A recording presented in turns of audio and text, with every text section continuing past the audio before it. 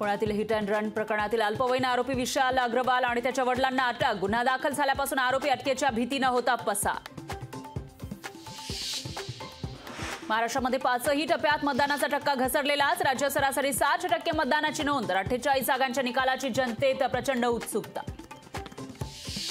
देशातल्या 428 लोकसभा मतदारसंघात मतदान संपलं। 115 लोकसभा मतदारसंघात मतदान शिल्लक। आता यूपी, बिहार, हिमाचलमध्ये निवडणुकीची रणधुमाळी।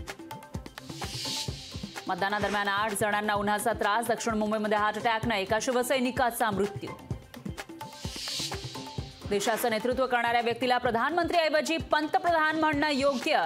भाषा सल्लागार समितीची राज्य सरकारला शिफारस। 12वीचा निकाल आज जाहीर होणार। दुपारी 1 वाजता ऑनलाईन निकाल पाहता येणार। फायर फायटिंग यंत्रणा नसलेल्या इमारतींवर कारवाई करा। मुंबई महापालिका आयुक्त भूषण गगराणी यांचे आदेश। रत्नागिरीमधल्या शशिकांत वारिसे हत्या प्रकरणातील आरोपी पंढरीनाथ आंबेडकरच्या जामिनास हायकोर्टाचा नकार। पत्रकाराला जीवे मारण्याच्या उद्देशाने हल्ला केल्याचं कोर्टाचं निरीक्षण।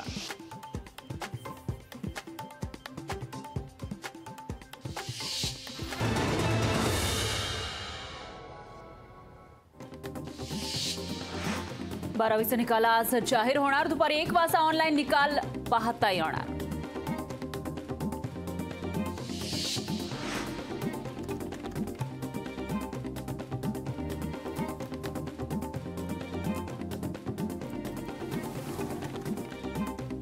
केजरीवाल यांच्यावर जीवघेणा हल्ला करण्याचं भाजपचं कारस्थान। आप नेते खासदार संजय सिंग यांचा भाजपवर गंभीर आरोप।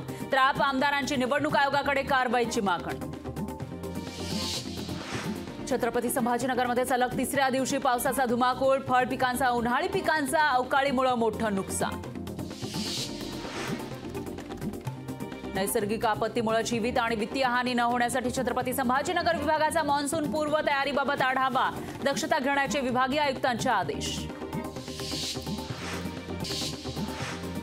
अहमदाबादमधून 4 दहशतवाद्यांना अटक। सरदार वल्लभभाई पटेल विमानतळावरून इस्लामिक स्टेटच्या दहशतवाद्यांना गुजरात पोलिसांच्या ATS कडून अटक।